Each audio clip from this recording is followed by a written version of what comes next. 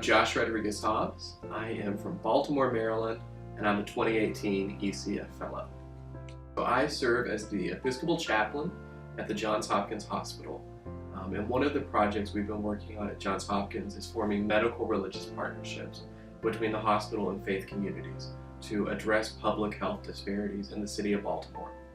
And one of the things we've been wanting to do for a long time is to make relatively small grants to faith communities to empower them to find the resources they need to do this sort of ministry. And my ECF fellowship is allowing us to award $2,000 to 5 Episcopal parishes in the greater Baltimore metro area. In Baltimore, we have one of the best hospitals in the world and a collection of many other great medical centers. However, depending on the zip code that people live in Baltimore city and county, there are 20-year differences in average life expectancies.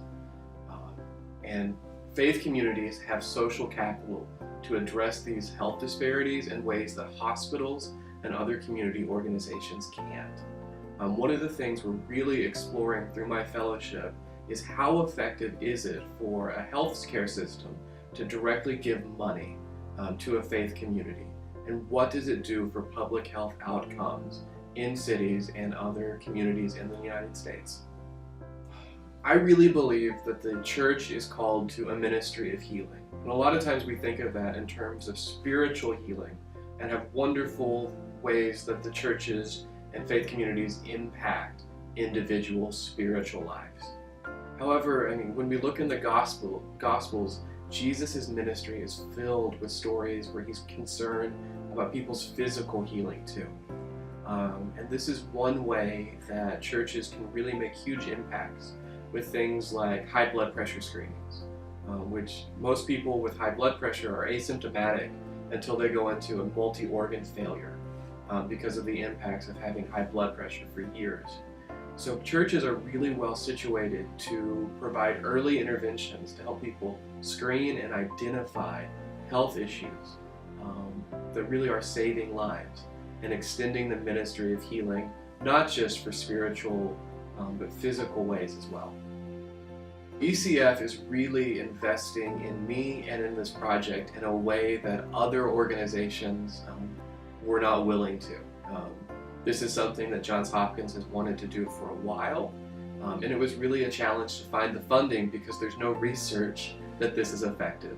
So this is allowing me and our Department of Spiritual Care and Chaplaincy to do some really cutting-edge chaplaincy work that no one else is currently doing.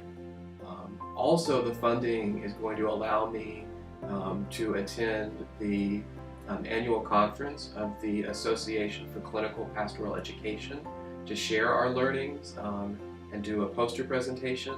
So these are all ways that my ministry is being enriched that would not have happened without ECF. I would love to see the Episcopal Church holistically embrace a ministry of healing, to minister to people who are hurting and wounded mentally, spiritually, emotionally, and physically.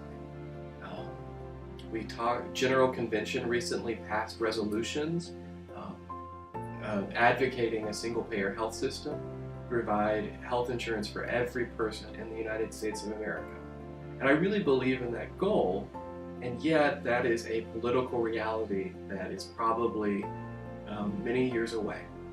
In the meantime, I really would love to see us invest in our communities, both inside parishes and in the communities around them, to meet these needs, to rise up and help people find the healing, to connect spiritual resources with medical care so that both the church and our medical systems are able to holistically care for individuals.